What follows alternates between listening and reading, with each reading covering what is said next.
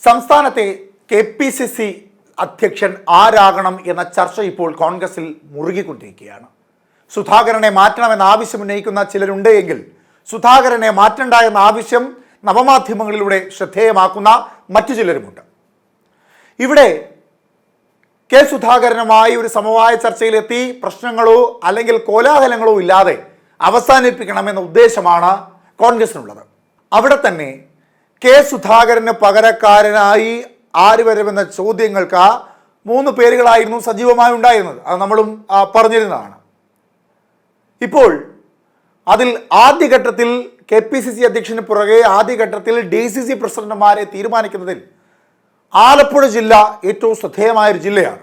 കാരണം കഴിഞ്ഞ തവണ 14 ജില്ലയിലെയും DCC അധ്യക്ഷന്മാരെ തിരഞ്ഞെടുത്തതിൽ ഏറ്റവും ഒടുവിൽ DCC അധ്യക്ഷനെ തിരഞ്ഞെടുത്ത ജില്ല ആലപ്പുഴയായിരുന്നു.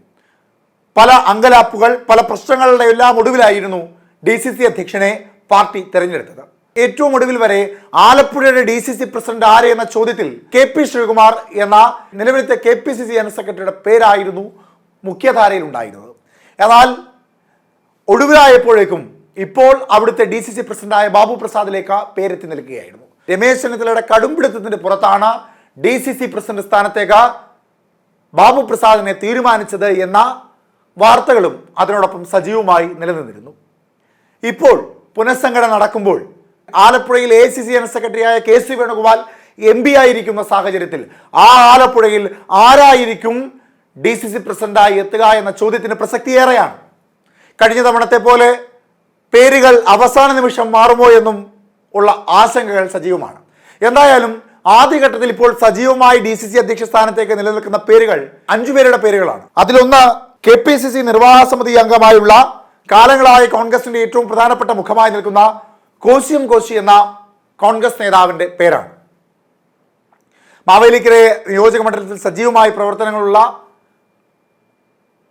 ഒരു നേതാവാണ് കോശിയെ DCC അധ്യക്ഷ സ്ഥാനത്തേക്ക് പരിഗണിക്കാൻ സാധ്യത ഏറെയാണ്. മറ്റൊന്ന്, കഴിഞ്ഞ തവണ DCC അധ്യക്ഷ സ്ഥാനത്തേക്ക് അവസാന നിമിഷം വരെ മുൻനിരയിൽ പേരുണ്ടായിരുന്ന നിലവിലത്തെ KPCC ജനറൽ സെക്രട്ടറിയായ KP ശ്രീകുമാറിന്റെ പേരാണ് ഏറ്റവും പ്രാധാന്യത്തോടുള്ള മറ്റൊരു പേര്. കഴിഞ്ഞ തവണ അവസാന നിമിഷം വരെ പരിഗണനയിൽ ഉണ്ടായിരുന്ന പേരായതുകൊണ്ട് അല്പം പ്രാധാന്യം കൂടുതൽ ഒരുപക്ഷെ ആ പേരിന് ലഭിച്ചേക്കാം. KC വേണുഗോപാൽ ശക്തമായി മുൻപോട്ട് വെച്ച പേരുകളിൽ ഒന്നായിരുന്നു KP ശ്രീകുമാറിൻ്റെത്. ഇപ്പോൾ KC വേണുഗോപാൽ ആലപ്പുഴയുടെ MP ആയിരിക്കുന്നത് കൊണ്ട് തന്നെ അദ്ദേഹത്തിനും DCC അധ്യക്ഷ സ്ഥാനത്തേക്ക് ഒരാളെ തീരുമാനിക്കുമ്പോൾ കൃത്യമായ ഒരു അഭിപ്രായ ഇടം ഉണ്ടാകും. അങ്ങനെ വരുമ്പോൾ KP ശ്രീകുമാറിന്റെ പേരിന് പ്രാധാന്യം ഏറെ ഉണ്ടാകും. ഇനി യൂത്ത് കോൺഗ്രസിന്റെ ഭാഗമായി നിന്ന ചെറുപ്പക്കാരുടെ മുഖമായുള്ള ആരെങ്കിലും പരിഗണിക്കാമെന്ന പേരാണ് മുൻപോട്ട് വരുന്നതെങ്കിൽ യൂത്ത് കോൺഗ്രസിന്റെ മുൻ ജില്ലാ പ്രസിഡന്റായിരുന്ന ടിജിൻ ജോസഫിന്റെ പേര് മുഖ്യധാരയിൽ കേൾക്കുന്നുണ്ട്. അദ്ദേഹത്തിനും സാധ്യത ഏറെയാണ്. മറ്റൊന്ന് S ശരത്താണ്. ചേർത്തലയിൽ 2 തവണ മത്സരിക്കുകയും NSCയുടെ ദേശീയ നേതാവൊക്കെയായിരുന്ന S ശരത്തിനും ആലപ്പുഴയുടെ DCC അധ്യക്ഷ സ്ഥാനത്തേക്ക് പരിഗണനയിൽ സാധ്യത മുൻപന്തിയിൽ തന്നെയുണ്ട്.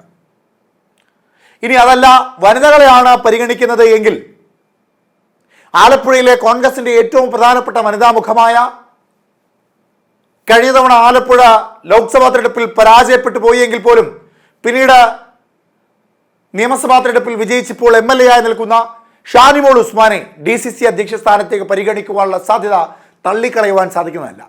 അങ്ങനെ ഈ 5 പേരുടെ പേരുകളാണ് ആലപ്പുഴയിലെ DCC അധ്യക്ഷ സ്ഥാനത്തേക്ക് നിലവിൽ ചർച്ചകളിൽ സജീവമായി നിൽക്കുന്നത്. ഒന്ന്, KPCC നിർവാഹക സമിതി അംഗമായ കോശി, മറ്റൊന്ന് KPCC ജനറൽ സെക്രട്ടറിയായ കഴിഞ്ഞ തവണ പരിഗണനയിൽ ഏറ്റവും അവസാനം വരെ ഉണ്ടായിരുന്ന KP ശ്രീകുമാറിന്റെ പേര്, പിന്നീടൊന്ന് യുവനിരയിൽ നിന്ന് സജീവമായി മുൻപോട്ട് വരുന്ന പേരുകളിൽ ഒന്നായ ടിജിൻ ജോസഫ് എന്ന ആലപ്പുഴയിലെ യൂത്ത് കോൺഗ്രസ് നേതാവിന്റെ പേര്, മറ്റൊന്ന് ചേർത്തലയിൽ 2 തവണ മത്സരിക്കുകയും NSCUവിന്റെ ദേശീയ നേതാവുമായ S ശരത്, വനിതാ നേതാക്കന്മാരിൽ ഏറ്റവും കൂടുതൽ പ്രാധാന്യമുള്ള ഷാനിമോൾ ഉസ്മാൻ.